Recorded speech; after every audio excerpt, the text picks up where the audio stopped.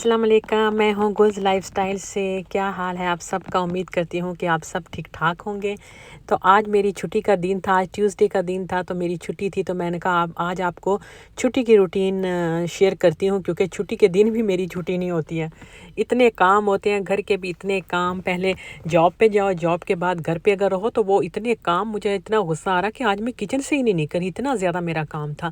खैर, सबसे पहले वही शुरुआत, बच्चों को नाश्ता वगैरह बना के दिया, लंच दिए। लंच देने के बाद अभी मैं अफ़ान को स्कूल छोड़ने के लिए जा रही हूँ, क्योंकि उसको मुझे ख़ुद लेकर जाना पड़ता है। मैं रोड पे उसको छोड़ नहीं सकती कि वो ख़ुद चले जाएं, क्योंकि हसान तो ख़ुद चला जाता है। मैं उसको रोड की साइड पे ही पार्किंग कर लेती हूँ, वो चला जाता है। लेकिन अफ़ान थोड़ा छोटा है और मुझे तसल्ली नहीं होती है, तो मैं चाहती हूँ कि जब तक टीचर के हाथ में इसको दे ना दूँ, मैं वापस ना आऊँ ना।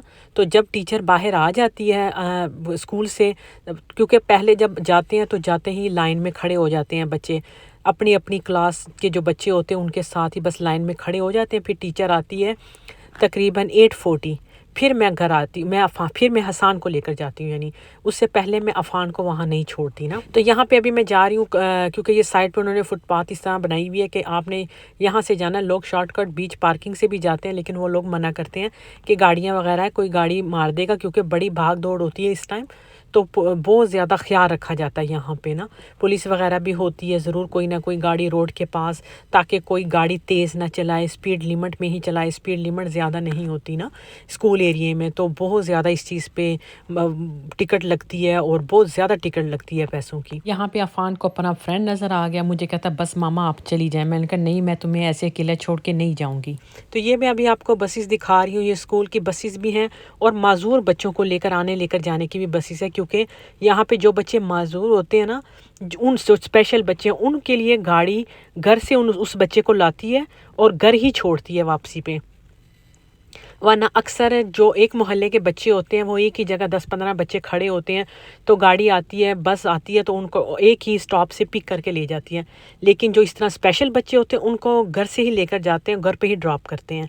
तो इनका बड़ा अच्छा सिस्टम है। इनका एक स्टैंड बहुत बाहर आता है, जो कि व्हील चेयर को यूँ उठाता है और स्टैंड सीधा बस के अंदर चला जाता है। तो बहुत सेफ्टी के साथ लेकर जाते हैं। और इसकी अगर जॉब भी कोई करना चाहता है स्कूल बस की, ये बहुत अच्छी, इसकी पे $23-24 घंटा है। मुझे ऑफ़र हुई थी 2 साल पहले, लेकिन उसका मेरा बेटा जो छोटा था, तो मेरे अपने भी बच्चे थे, तो मैंने कहा अगर मैं लोगों के बच्चों को स्कूल लेकर जाऊँगी तो मेरे बच्चों को कौन लेकर जाएगा ना। लेकिन जिनके बच्चे खुद आते जाते हैं, उनके लिए मेरे ख्याल से ये बहुत अच्छी जॉब है। तो इधर मैंने अफ़ान को छोड़ा। अब इसके बाद हसान इस वक्त गाड़ी में बैठा होता है, मेरा वेट कर रहा होता है। फिर मैंने हसान को आगे स्कूल छोड़ना होता है। बारिश नहीं हुई इतनी ज़्यादा ना, मुझे लगा था कि शायद होगी ना, तो मैंने वैसे भी गाड़ी में भी रखी हुई होती हैं 2 अम्ब्रेला जो हैं, ताकि अगर बारिश वगैरह हो तो चलो हम लोग फ़ौरन वो ले लेते हैं। तो अभी मैं आपको ये सारा स्कूल दिखा रही हूँ कि आप यकीन करें कि इतनी अच्छी इधर का स्कूल सिस्टम है कि जब से स्कूल 2 महीने होने को आए हैं कि खुले हैं, कोई इन्होंने मेरे से अभी तक फ़ी नहीं मांगी, कोई इन्होंने मुझसे पेंसिल, कोई बुक्स वगैरह कुछ भी नहीं मांगा। मैं आपको सही एक-एक बात क्लियर बता रही हूँ। बाकी प्रोविंसेस में होगा, लेकिन यहाँ बड़ा अच्छा सिस्टम है कि माँ-बाप पे बिल्कुल भी बच्चों की पढ़ाई का बर्डन नहीं होता। क्योंकि मैं अपने साथ आपके साथ वो चीज़ शेयर करती हूँ जो मेरे पे गुज़र रही है, जो मेरे बच्चे कर रहे हैं। क्योंकि मुझे गलत बयानी करने की ज़रूरत ही नहीं है, मैं आपको वही चीज़ बताती हूँ जो मेरे साथ हो रहा है। हालाँकि मैं और मेरे हस्बैंड हम दोनों जॉब करते हैं। हमारी माशाल्लाह हम लो इनकम में नहीं आते हैं, लेकिन उसके बावजूद भी यहाँ पे कुछ भी नहीं मांगते स्कूल वाले।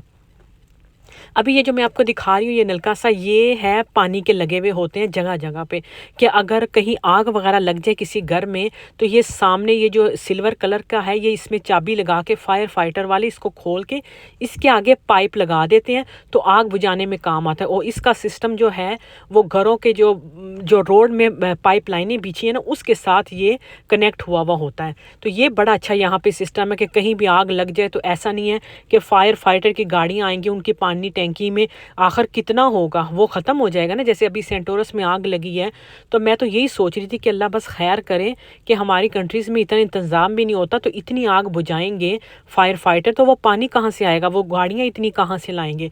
दोबारा जाएंगे जब वापस पानी भरेंगे तो उस वक्त तक तो आग ज़्यादा हो जाएगी। और यहाँ तो वैसे भी वुड के घर हैं, इधर तो 5-8 मिनट में ही पूरा घर जल जाता है। लेकिन खैर इधर ये वाक़यात ज़रा कम होते हैं, और अगर कोई हो भी जाए तो इधर घर की इंश्योरेंस हम हर महीने देते हैं। तो उसमें सब कवर हो जाता है। जितनी की आपकी घर की वैल्यू है, इंश्योरेंस वाले आपको उतना ही पे कर देते हैं। बल्कि कुछ कुछ लोग जो हैं वो पुराने घरों को खुद भी आग लगा देते हैं इंश्योरेंस की वजह से, कि हमें इंश्योरेंस पैसे दे देगी तो हम उससे नया घर लेंगे।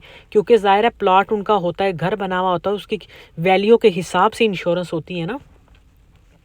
तो बस अभी इधर मैं गाड़ी में आ गई अफ़ान को छोड़ के, तो यहाँ मैंने हसान को अल्लाह हाफिज़ किया, हसान को छोड़ा। इसके बाद मैं चली गई थी बेटियों को माउंट प्लेजेंट पे लेके, क्योंकि उनको मैंने छोड़ना था। एक को तो सुबह जल्दी छोड़ दिया था, छोटे बच्चों से पहले छोड़ कर आ गई थी, लेकिन एक जो बड़ी वाली थी उसने उसने कहा था कि मैंने लेट जाना है, तो उसके छोटों बच्चों के बाद फिर मैंने उसको छोड़ दिया ना। तो अभी ये मैं आई हूँ, मैंने इसको इधर ड्रॉप किया। इसके ड्रॉप करने के बाद फिर मैं हो गई फ्री।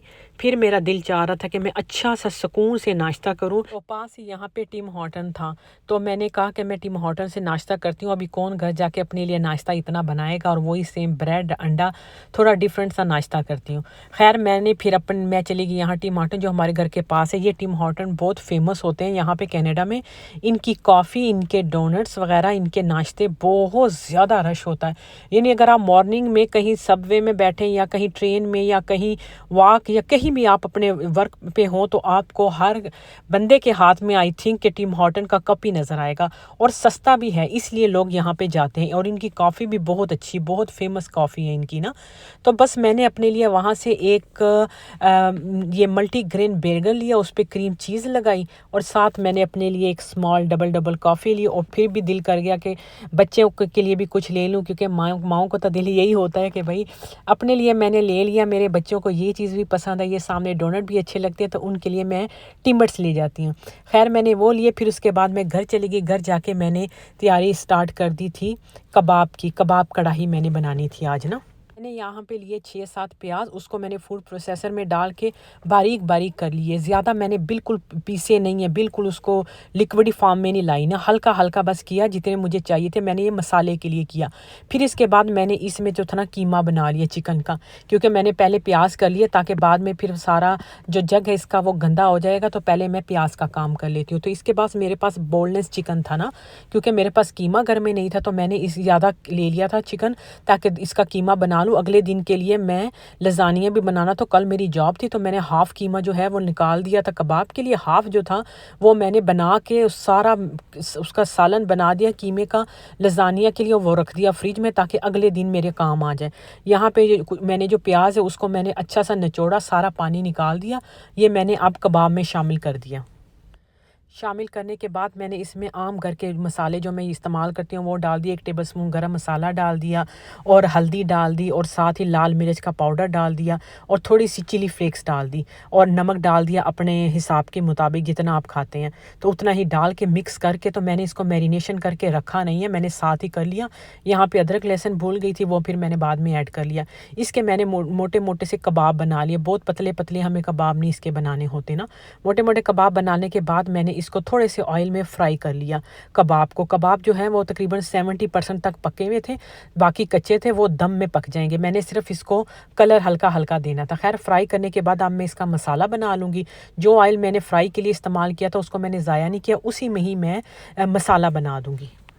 जो अब मैं इसमें जो प्याज मैंने सबसे पहले किए थे चॉप, वो मैं इसमें डाल दूँगी, क्योंकि इसीलिए मैंने बारीक बारीक किए कि मोटा मोटा जो है ना वो उससे मसाला भी अच्छा नहीं बनता, और छोटा छोटा ठीक रहता है कटना।